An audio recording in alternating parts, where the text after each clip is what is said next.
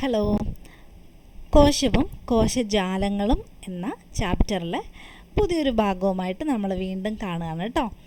ഇന്ന് നമ്മൾ ചർച്ച ചെയ്യാൻ പോകുന്നത് സസ്യകലകൾ എന്ന ഭാഗമാണ്. നമുക്കറിയാം, ഒരുപാട് കോശങ്ങൾ, ഒന്നിലധികം കോശങ്ങൾ ചേർന്നുണ്ടാകുന്ന കോശങ്ങളുടെ ഒരു കൂട്ടമാണ് അല്ലെങ്കിൽ ഒരു കോശജാലമാണ് കലകൾ എന്ന് കഴിഞ്ഞ ക്ലാസ്സിൽ പറഞ്ഞു അല്ലേ. അപ്പം ഇവിടെ ഒരു പിക്ചർ തന്നിട്ടുണ്ട്. ഇതിൽ എല്ലാ കോശങ്ങളും ഒരുപോലെയാണോ എന്ന് വെച്ചാൽ ഞാൻ ഈ കളേഴ്സ് അല്ല ചോദിക്കുന്നത്. കളറ് അത് നമ്മൾ ഐഡൻറ്റിഫൈ ചെയ്യാൻ വേണ്ടി, ഡിഫറൻഷ്യേറ്റ് ചെയ്ത് അറിയാൻ വേണ്ടി കൊടുത്തേക്കുന്നതാണ്. അതിൻ്റെ സൈസ് കോശങ്ങളുടെ നോക്കൂ, ഇതുപോലെയാണോ ഈ മാർക്ക് ചെയ്തേക്കുന്ന, ഓക്കെ, ഇതുപോലെയാണോ ഈ ഒരു ഗ്രീൻ കളറിലുള്ളത് പോലെയാണോ താഴെ കൊടുത്തേക്കുന്ന ആ യെല്ലോ കളർ കോശങ്ങൾ? അതുപോലെയാണോ താഴെയുള്ള വൈറ്റ്? അതുപോലെയാണോ ഈ പിങ്ക്? അല്ലല്ലേ, വ്യത്യാസമുണ്ട്. അപ്പം വിവിധ തരത്തിലാണ് കോശങ്ങളുള്ളത്. പക്ഷേ ഇതെല്ലാം കൂടി ചേർന്നിട്ടാണ് നമ്മുടെ ശരീരം അല്ലെങ്കിൽ സസ്യ ശരീരം അല്ലെങ്കിൽ ജന്തു ശരീരം എല്ലാം ഉണ്ടായിരിക്കുന്നത് പല തരത്തിലുള്ള കോശങ്ങൾ ചേർന്നിട്ടാണ്. അപ്പം നമുക്ക് നോക്കാം. ഇത് ആക്ച്വലി ഈ തന്നിരിക്കുന്ന പിക്ചർ എന്ന് പറയുന്നത് ഒരു ഭാഗം മാത്രമാണ്, ഒരു ക്രോസ് സെക്ഷൻ മാത്രമാണ്. ഇതാണ് അതിൻ്റെ ഫുള്ള്. ഈ ഒരു പാർട്ട് കാണുന്നുണ്ടല്ലോ, ഇതുപോലെ നമുക്ക് ഇങ്ങോട്ടും ഉണ്ട് സസ്യകോശം. ഓക്കെ, ഇങ്ങോട്ടും ഉണ്ട് കോശം, ഇതുപോലെ തന്നെ ഇവിടെ ഇങ്ങനെ ഉണ്ട്. അതിലെ ഒരു പോർഷനാണ്, ഈ ഒരു പോർഷനാണ് ഇവിടെ ഇങ്ങനെ എൻലാർജ് ചെയ്തിട്ട് കാണിച്ചിരിക്കുന്നത് കേട്ടോ. അപ്പം ഇതെന്തൊക്കെയാണെന്ന് അടയാളപ്പെടുത്തണമെങ്കിൽ നമ്മൾ താഴെ പറയുന്ന കാര്യങ്ങൾ പഠിക്കണം. ഇപ്പം തന്നെ ഞാനിത് പറഞ്ഞാൽ അതാകുമെന്ന സംശയം നിങ്ങൾക്കുണ്ടാവും. അപ്പോൾ അതവിടെ ഇരിക്കട്ടെ, നമുക്ക് നോക്കാം. സമാനമായ കോശങ്ങളുടെ സമൂഹത്തെ കോശജാലം അഥവാ കലകൾ എന്ന് വിളിക്കുന്നു. ഓക്കെ, കോശജാലം അഥവാ കലകൾ, സമാനമായ കോശങ്ങളുടെ സമൂഹം. ഒരുപാട് തവണ പറഞ്ഞതാണ്, ഞാൻ വീണ്ടും റിപ്പീറ്റ് ചെയ്യുന്നില്ല കേട്ടോ. നോക്കൂ, ഇങ്ങനെ പലതരത്തിലുള്ള കോശങ്ങളുണ്ടെന്ന് പറഞ്ഞു. അതിൽ ചിലത് ജീവനുള്ള കോശങ്ങളുണ്ട്, ചിലതിൻ്റെ കോശഭിത്തി. നമ്മൾ സസ്യകോശത്തിൻ്റെ സ്ട്രക്ചർ, ഘടന പഠിച്ചപ്പോൾ കോശഭിത്തി ഉണ്ടെന്ന് പഠിച്ചു അല്ലേ. അപ്പം കോശഭിത്തിയിൽ വ്യത്യാസമുണ്ട്, അവരുടെ ധർമ്മത്തിൽ വ്യത്യാസമുണ്ട്. ഓക്കെ, അപ്പം അങ്ങനെ ജീവനുള്ള കോശങ്ങൾ അടങ്ങിയിട്ടുള്ള കലകളാണ്. കലകൾ എന്ന് വെച്ചാൽ ധാരാളം കോശങ്ങൾ അടങ്ങിയതാണല്ലോ, നമ്മൾ കലകളെക്കുറിച്ചാണല്ലോ പഠിച്ചുകൊണ്ടിരിക്കുന്നത്. അപ്പം ജീവനുള്ള കോശങ്ങൾ അടങ്ങിയ കലകളാണ് പാരൻകൈമ കേട്ടോ. ജീവനുള്ള കോശങ്ങളാണ് പാരൻകൈമ. കനം കുറഞ്ഞ കോശഭിത്തിയാണ്. നോക്കൂ, ഇതാണ് അവരുടെ കോശഭിത്തി. കനം കുറഞ്ഞതാണ്, കമ്പാരിറ്റീവ്ലി താരതമ്യേന കനം കുറഞ്ഞതാണ്. കോശാന്തര സ്ഥലങ്ങൾ കാണപ്പെടുന്നു. ഇതൊരു കോശം, ഇതടുത്ത കോശം, ഇതിനിടയിലുള്ള ഈ സ്പേസ് ഇങ്ങനെ, ഇതാണ് കോശാന്തര സ്ഥലം എന്ന് പറയുന്നത് കേട്ടോ. കോശാന്തര സ്ഥലങ്ങൾ കാണപ്പെടുന്നു, കാരണം കനം കുറവാണല്ലോ, ഇവരുടെ കോശഭിത്തിക്ക് കനം കുറവാണ്. അപ്പം ഇതിനിടയിലുള്ള സ്പേസ് ചെറുതായിട്ട് വിസിബിളാണ്, അതുകൊണ്ട് കോശാന്തര സ്ഥലങ്ങൾ കാണപ്പെടും. ഇവരുടെ പ്രധാന ധർമ്മം എന്ന് പറയുന്നത് പ്രകാശ സംശ്ലേഷണം, ആഹാര സംഭരണം തുടങ്ങിയ ധർമ്മങ്ങളാണ്. ചില ഭാഗങ്ങളിലെ കോശങ്ങൾക്ക് വിഭജിക്കാനുള്ള കഴിവുണ്ട് കേട്ടോ. അപ്പം പാരൻകൈമയെക്കുറിച്ച് പ്രധാനമായും പഠിക്കേണ്ടത് പ്രകാശ സംശ്ലേഷണം, ആഹാര സംഭരണം, ഇതാണ് ധർമ്മം. കനം കുറഞ്ഞ കോശഭിത്തിയാണ്, ജീവനുള്ള കോശങ്ങളാണ്. അപ്പം ജീവനുള്ള കലകൾ എന്ന് പറയുന്നത് പാരൻകൈമയാണ്. ജീവനുള്ള കോശങ്ങൾ കാണപ്പെടുന്ന കലകൾ പാരൻകൈമയാണ്. പ്രകാശ സംശ്ലേഷണം, ആഹാര സംഭരണം തുടങ്ങിയവയാണ് പ്രധാന ധർമ്മങ്ങൾ. കനം കുറഞ്ഞ കോശഭിത്തിയാണ് ഉള്ളത്. അങ്ങനെയെങ്കിൽ നമുക്ക് നോക്കാം, ഇവിടെ ഏതാണ് 3 റോസ് ഇവിടെ മാർക്ക് ചെയ്തിട്ടുണ്ടല്ലേ. ഇതിലേതായിരിക്കും പാരൻകൈമ? കനം കുറഞ്ഞ കോശഭിത്തി, കനം കുറഞ്ഞ കോശഭിത്തി. കോശാന്തര സ്ഥലം നോക്കൂ, കോശാന്തര സ്ഥലം കാണുന്നില്ലേ ഇവിടെ? കോശാന്തര സ്ഥലം, കോശാന്തര സ്ഥലം കാണാം. കനം കുറഞ്ഞ കോശഭിത്തിയാണ്. അപ്പം ഓഫ് കോഴ്സ് ഇതായിരിക്കും പാരൻകൈമ അല്ലേ. ഓക്കെ, അടുത്തത് കോളൻകൈമ. അപ്പോൾ ആദ്യം പഠിച്ചത് പാരൻകൈമ, സെക്കൻഡ് വൺ കോളൻകൈമ, ജീവനുള്ള കോശങ്ങൾ അടങ്ങിയ കല. ആ പാരൻകൈമയിലും ജീവനുള്ള കോശങ്ങളുണ്ട്, ഇവിടെ കോളൻകൈമയിലും ജീവനുള്ള കോശങ്ങളുണ്ട്. സെല്ലുലോസ്, പെക്റ്റിൻ തുടങ്ങിയ പദാർത്ഥങ്ങളാൽ നിർമ്മിതമായ കോശഭിത്തിയാണ് സെല്ലുലോസ്. പ്രധാനമായും സെല്ലുലോസ് തന്നെയാണ് എല്ലാ സസ്യങ്ങളുടെയും, എല്ലാം മീൻസ് ഒരു മെജോറിറ്റി പ്ലാന്റ്സിൻ്റെ എല്ലാം കോശഭിത്തി ഉണ്ടാക്കിയിരിക്കുന്നത് സെല്ലുലോസ് കൊണ്ടാണ്. പെക്റ്റിൻ തുടങ്ങിയ പദാർത്ഥങ്ങളാൽ നിർമ്മിതമായ കോശഭിത്തിയാണ്. അപ്പം സസ്യങ്ങളുടെ കോശഭിത്തി ഉണ്ടാക്കിയിരിക്കുന്നത് സെല്ലുലോസ്, പെക്റ്റിൻ തുടങ്ങിയ പദാർത്ഥങ്ങൾ കൊണ്ടാണ്. ഇത് ഭയങ്കര ഹാർഡാണ് കേട്ടോ. Cellulose, pectin. സെല്ലുലോസാണ് ഏറ്റവും കാഠിന്യമുള്ള കോശങ്ങൾ എന്ന് പറയുന്നത് സെല്ലുലോസാണ്. ഏറ്റവും കാഠിന്യമുള്ള സസ്യഭാഗം എന്ന് പറയുന്നത് സെല്ലുലോസാണ്. കോശഭിത്തിയുടെ ചില ഭാഗങ്ങളിൽ മാത്രം കട്ടി കൂടുതലായിരിക്കും. പ്രധാനമായും എന്താണ് കോശഭിത്തി, ഇത് കോശഭിത്തിയാണെങ്കിൽ അതിൻ്റെ കോർണേഴ്സ്, അതാണ് ചില ഭാഗങ്ങൾ. ഇതൊരു കോർണർ, ഈ ഒരു ഭാഗത്ത് ഇങ്ങനെ കോശങ്ങളുണ്ടെങ്കിൽ കോർണേഴ്സിൽ, പ്രധാനമായും കോർണേഴ്സിൽ, മൂലകളിലാണ് കട്ടി കൂടുതലായിട്ടുണ്ടാവുക. അപ്പോൾ കോശഭിത്തിയുടെ ചില ഭാഗങ്ങളിൽ മാത്രം കട്ടി കൂടുതലായിരിക്കും. സസ്യഭാഗങ്ങളുടെ ആകൃതി നിലനിർത്താൻ സഹായിക്കുന്നു. അപ്പം പാരൻകൈമയാണെങ്കിൽ എന്തായിരുന്നു? പാരൻകൈമ ഓരോന്നിൻ്റെയും ഫംഗ്ഷൻ പഠിക്കുമ്പോൾ അതിന് തൊട്ട് മുൻപ് പഠിച്ചത് ഓർത്ത് വയ്ക്കുക, അപ്പോഴേ മറക്കാതിരിക്കുള്ളൂ. പാരൻകൈമയാണെങ്കിൽ പ്രകാശ സംശ്ലേഷണം, ആഹാര സംഭരണമായിരുന്നു. കോളൻകൈമ ആകൃതി നിലനിർത്താൻ സഹായിക്കുന്നു. കാരണം ഇത്തിരി കട്ടി കൂടിയതാണല്ലേ, അപ്പോൾ ആ ഷേപ്പ് അങ്ങനെ തന്നെ നിൽക്കും. നമ്മുടെ ശരീരത്തിലൊക്കെ ബോൺസ് അല്ലേ, എല്ലുകളല്ലേ ആകൃതി നിലനിർത്താൻ സഹായിക്കുന്നത്. കാരണം എല്ലുകൾ കട്ടിയുള്ള സാധനമാണല്ലേ. അതുപോലെ കോളൻകൈമ ആകൃതി നിലനിർത്താൻ സഹായിക്കുന്നു. അപ്പം ഇത്രയാണ് കോളൻകൈമ. നമുക്ക് പിക്ചർ നോക്കാം. എവിടെയാണ് കോളൻകൈമ? മൂലകളിൽ മാത്രം കട്ടിയുള്ള, ഓക്കെ, മൂലകളിൽ മാത്രം കട്ടിയുള്ള ഒരു കോശഭാഗം ഇതാണല്ലോ കോളൻകൈമ.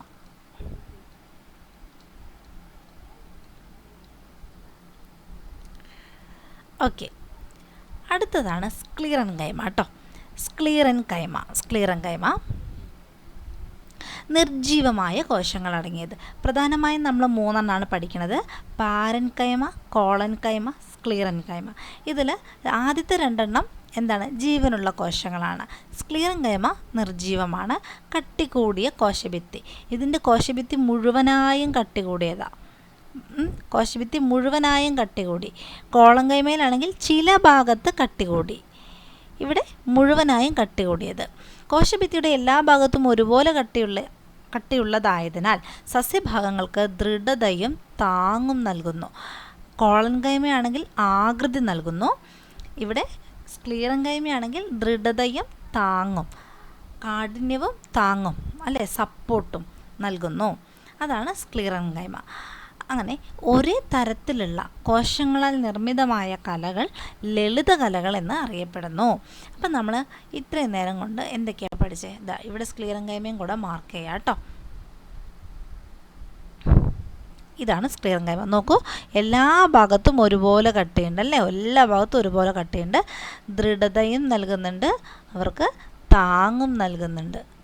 പാരൻകൈമ പ്രകാശ സംശ്ലേഷണം, ആഹാര സംഭരണം. കോളൻകൈമയാണെങ്കിൽ എന്താണ്? ആകൃതി നൽകുന്നു അല്ലേ, ആകൃതി നൽകുന്നു. ഓക്കെ, ഇതാണ് സ്ക്ലീറൻകൈമ.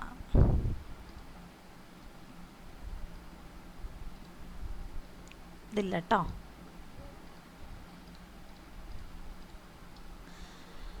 ഓക്കെ,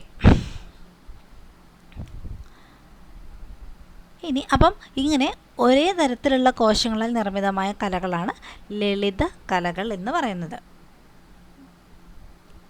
അപ്പം ഈ ശരിക്കും കലകളെ, സസ്യകലകളെ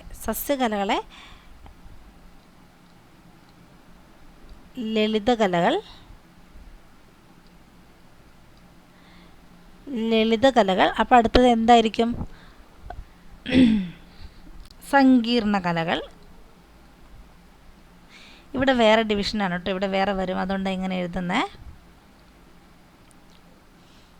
ലളിത കലകളുണ്ട്, സങ്കീർണ കലകളുണ്ട്.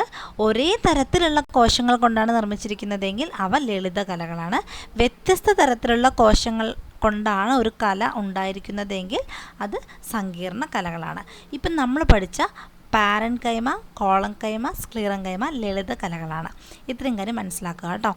പിന്നെ സൈലം, ഫ്ലോയം, ഇതും ഒരു ടിഷ്യൂ അഥവാ കലയാണ്. വ്യത്യസ്ത ആകൃതിയും വലുപ്പവുമുള്ള കോശങ്ങളാൽ നിർമ്മിതമാണ് സൈലവും ഫ്ലോയവും. വ്യത്യസ്ത ആകൃതിയും വലുപ്പവുമുള്ള കോശങ്ങളാൽ നിർമ്മിതമാണ് സൈലവും ഫ്ലോയവും. അതുകൊണ്ട് തന്നെയാണ് ഇവരെ സങ്കീർണ കലകൾ എന്ന് വിളിക്കുന്നത്. ഇലകളിലേക്കുള്ള ജലം, ലവണങ്ങൾ എന്നിവയുടെ സംവഹനം നടക്കുന്നത് സൈലത്തിലൂടെയാണ് കേട്ടോ. അപ്പോൾ സൈലം എന്താ ചെയ്യുന്നത്? വേരിൽ നിന്ന് ഇലകളിലേക്കുള്ള ജലവും ലവണങ്ങളെല്ലാം കൊണ്ടുപോകും. ഇതെല്ലാം വെച്ചിട്ട് വേണം എന്ത് ആഹാരം ഉണ്ടാക്കാൻ. അങ്ങനെ ഉണ്ടാക്കിയ ആഹാരം ചെടിയുടെ എല്ലാ ഭാഗത്തും എത്തണം. നമുക്കറിയാം ആഹാരം ഉണ്ടാകുന്നത് ഇലകളിൽ വെച്ചിട്ടാണല്ലേ. വേരുണ്ട്, സ്റ്റെമ്മ്, ഇലകൾ. ഓക്കെ, ഇവിടെ വേര് മണ്ണിൽ നിന്ന് ജലം, ലവണം ഇതെല്ലാം വലിച്ചെടുത്ത് സൈലം വെസൽ, സൈലം എന്ത് ചെയ്യും? ഇലകളിലേക്ക് എത്തിക്കും. ഇലകളാണ് ആഹാരം പാകം ചെയ്യുക. നമ്മൾ കുഞ്ഞാളിലെ തൊട്ട് പഠിക്കുകയാണല്ലേ, ഇലകളാണ് അടുക്കള എന്ന്. ഇവിടെ ഉണ്ടായ ആഹാരം, ഇലകളിലുണ്ടായ ആഹാരം ഇവിടെ തന്നെ വെച്ചിരുന്നാൽ മതിയോ? എല്ലാ ഭാഗത്തേക്കും എത്തണ്ടേ? അപ്പം ആ ആഹാരത്തെ എല്ലാ ഭാഗത്തേക്കും കൊണ്ടുപോകുന്ന ആളാണ് ഫ്ലോയം. അപ്പം ജലവും ലവണവും സംവഹിക്കുന്നത് സൈലവും, ആഹാര സംവഹനം ഫ്ലോയവും. നമുക്കിതൊന്ന് ഫില്ല് ചെയ്താലോ? നമ്മൾ പഠിച്ച എത്ര കലകൾ പഠിച്ചു? ഇപ്പം 5 കലകളാണ് പഠിച്ചത് അല്ലേ. ലളിത കലകളും സങ്കീർണ കലകളും 2 ടൈപ്പ് പഠിച്ചു. 2 ടൈപ്പിലും കൂടെ 5 കലകളാണ് നമ്മൾ പഠിച്ചത്. പാരൻകൈമയുടെ സവിശേഷത എന്തായിരുന്നു? കനം കുറഞ്ഞ കോശഭിത്തിയായിരുന്നു അല്ലേ. ഞാൻ എല്ലാം എഴുതാൻ നിൽക്കുന്നില്ല, നമുക്ക് ജസ്റ്റ് പറഞ്ഞു പോകാം. കനം കുറഞ്ഞ കോശഭിത്തിയായിരുന്നു പാരൻകൈമയ്ക്കുള്ളത്. ധർമ്മം എന്തായിരുന്നു? പ്രകാശ സംശ്ലേഷണം, ആഹാര സംഭരണം. പാരൻകൈമ സജീവ കലയാണ്, എന്ന് വെച്ചാൽ ജീവനുള്ള കലയായിരുന്നു. അതും കൂടെ ഓർത്ത് വയ്ക്കാം. നോക്കൂ, സജീവ കലയാണ്. കോശഭിത്തിയുടെ ചില ഭാഗങ്ങളിൽ കട്ടി കൂടുതൽ. ഈ ചില ഭാഗം എന്നുള്ളത് മൂലകളിൽ അല്ലെങ്കിൽ കോർണറുകളിൽ മാത്രം കട്ടി എന്ന് ആലോചിച്ചാൽ നമുക്ക് കോളൻ കൈമ എന്ന് കിട്ടും.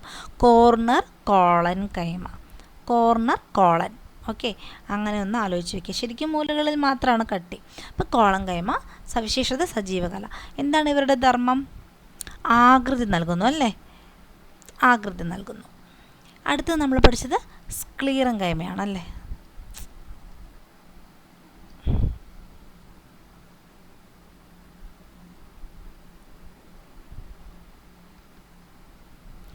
സ്ക്ലീറൻ കൈമയാണ്. എന്താണ് ഇതിൻ്റെ പ്രത്യേകത, സവിശേഷത എന്തായിരുന്നു? എല്ലാ ഭാഗത്തും ഒരുപോലെ കട്ടി കൂടുതലാണ്. എല്ലാ ഭാഗത്തും കട്ടി ഉണ്ടായിരുന്നു. ഇതിൻ്റെ ധർമ്മം എന്തായിരുന്നു? ദൃഢത, വഴക്കം, ഫ്ലെക്സിബിലിറ്റി. പിന്നെ പഠിച്ചത് സൈലം. അടുത്തത് ഫ്ലോയം. സൈലം എന്താണ് സവിശേഷത? സൈലത്തിൻ്റെ ജലം, ലവണം എന്നിവ കൊണ്ടുപോകുന്നു. ധർമ്മമാണല്ലേ. ജലം, ലവണം എന്നിവ കൊണ്ടുപോകുന്നു.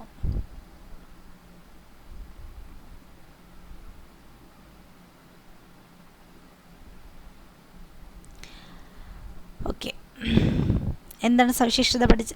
പഠിച്ചില്ലല്ലേ സവിശേഷത? ഓക്കെ, അത് പഠിച്ചിട്ട് പറയാം അല്ലേ. കുഴലുകളായിട്ടാണ് കാണപ്പെടുന്നത് എന്നുള്ളതാണ് സവിശേഷത. നമുക്ക് നോക്കാം. പഠിക്കുന്നത് ഇതിനകത്ത് അവരുടെ സവിശേഷത പറയുന്നില്ല. ഓക്കെ, ഞാൻ പറഞ്ഞുതരാം. കുഴലുകളായിട്ട് കാണപ്പെടുന്നു.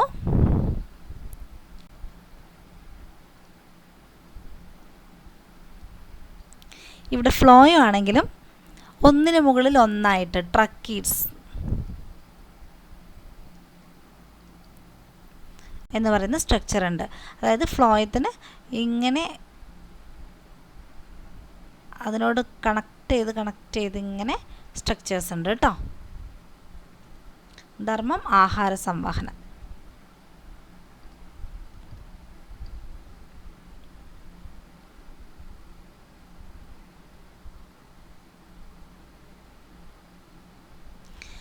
അടുത്തത് മെരിസ്റ്റമിക കലകളാണ് കേട്ടോ. അപ്പം നമ്മൾ പഠിക്കുന്നത് സസ്യകലകളാണ്. അതിൽ ലളിതകലകളും സങ്കീർണ കലകളുണ്ട്. ലളിതകലകളും സങ്കീർണ കലകളും. ഈ സങ്കീർണ കലകളിൽ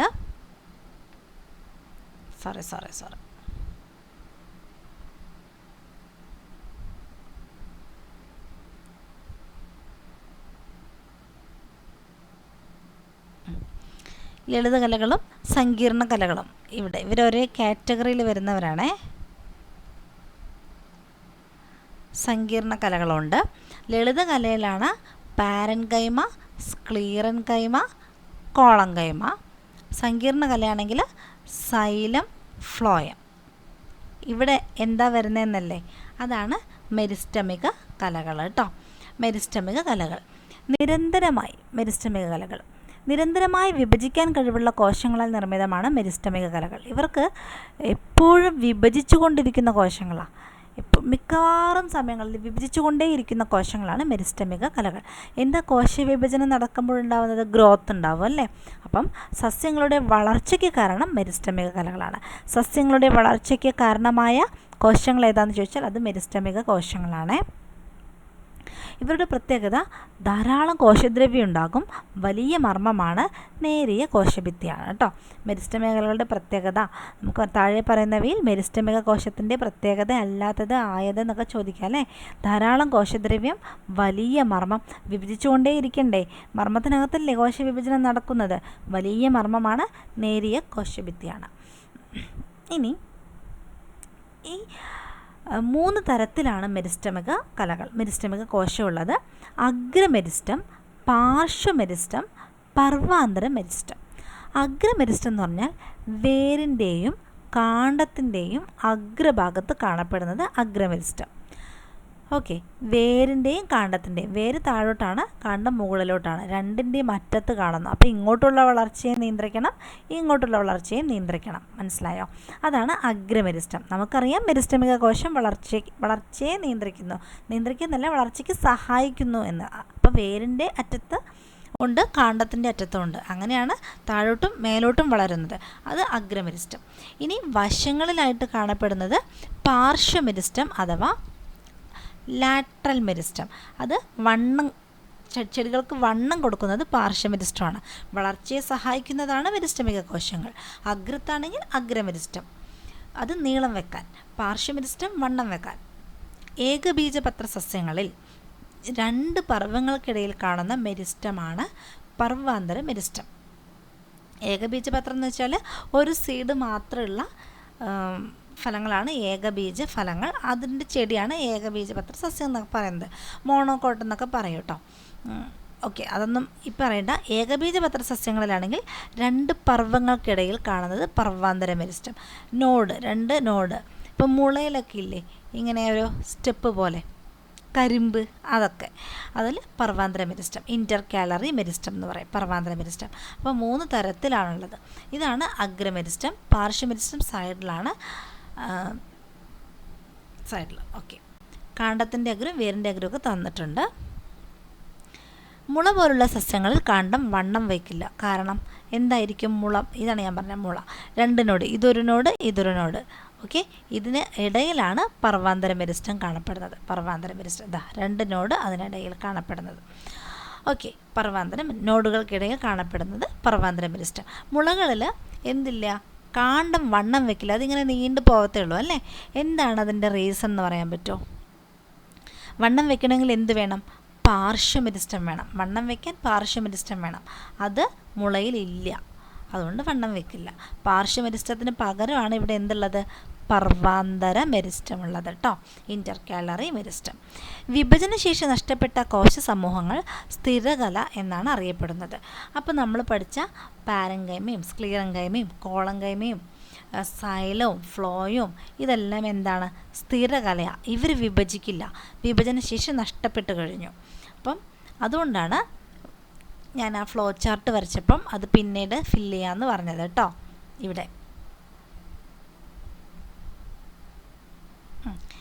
ഇവിടെ മെരിസ്റ്റമിക കലകൾ എന്ന് പറഞ്ഞില്ലേ, ഇവർ മെരിസ്റ്റമിക കലകളല്ലേ, ഇവർ സ്ഥിരകലയാണ്.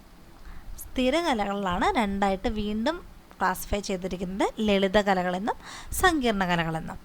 ഓക്കെ, അപ്പം ഇതൊന്ന് ഫില്ല് ചെയ്യാവേ. സസ്യകലകൾ. മെരിസ്റ്റമിക കല 2ആയിട്ട് നമ്മൾ സസ്യകലകളെ ക്ലാസിഫൈ ചെയ്തിരിക്കുന്നു, മെരിസ്റ്റമിക കലയും സ്ഥിരകലയും. മെരിസ്റ്റമിക കല 3 തരത്തിലാണുള്ളത്. അഗ്രമെരിസ്റ്റം, പിന്നെ ഓർക്കുന്നുണ്ടോ? പാർശ്വമെരിസ്റ്റം, പർവാന്തര മെരിസ്റ്റം. അഗ്രമെരിസ്റ്റം നീളത്തിൽ സഹായിക്കുന്നു എന്ന് വെച്ചാൽ നീളം വെക്കും. പാർശ്വമെരിസ്റ്റം ആണെങ്കിൽ ചെടികൾ വണ്ണം വെക്കാൻ. പർവാന്തര മെരിസ്റ്റം കാണപ്പെടുന്നത് മുള പോലുള്ള ഏകബീജപത്ര സസ്യങ്ങളിലാണ് പർവാന്തര മെരിസ്റ്റം കാണുന്നത്. ഓക്കെ, അവിടെ പാർശ്വമെരിസ്റ്റം ഇല്ല, അതുകൊണ്ട് അത്തരം ചെടികൾ വണ്ണം വെക്കുന്നില്ല. സ്ഥിരകലയെ ആണ് ഇവർ പെർമനൻ്റ് ആണ്, സ്ഥിരമാണ് അല്ലേ. സ്ഥിരം എന്ന് വെച്ചാൽ എന്താ, അവർക്കൊരു മാറ്റവുമില്ല. മെരിസ്റ്റമേ കല എന്ന് വെച്ചാൽ വിഭജിച്ചു കൊണ്ടേയിരിക്കും കേട്ടോ. ഏത് സമയം വിഭജിച്ചു കൊണ്ടിരിക്കുന്നതാണ് മെരിസ്റ്റമേ കല. ഇവർ വിഭജിക്കുന്നില്ല, അതുകൊണ്ട് ഇവർ സ്ഥിരമാണ്, പെർമനൻ്റ് ആണ്. ലളിതകലയും സങ്കീർണകലയുണ്ട്. സങ്കീർണകലയും ഈ ലളിതകലകൾക്ക് ഉദാഹരണങ്ങളായിരുന്നു ഏതൊക്കെ പഠിച്ചത്? പാരൻകൈമ, കോളൻകൈമ, സ്ക്ലിറൻകൈമ. ഇവിടെ സൈലം, ഫ്ലോയം, സങ്കീർണകല. ഇത്രയുമാണ് സസ്യകലകളെക്കുറിച്ച്. വളരെ സിമ്പിളാണ്. കഴിഞ്ഞ വർഷം 8ാം ക്ലാസ്സിൽ പഠിച്ച അത്രയൊന്നും ഇത്തവണ തന്നിട്ടില്ല. അടുത്തത് ജന്തുകോശമാണ്. ജന്തുകോശത്തിൻ്റെ ക്ലാസ്സുമായിട്ട് നമുക്ക് അടുത്ത ദിവസം കാണാം കേട്ടോ. Okay, thank you.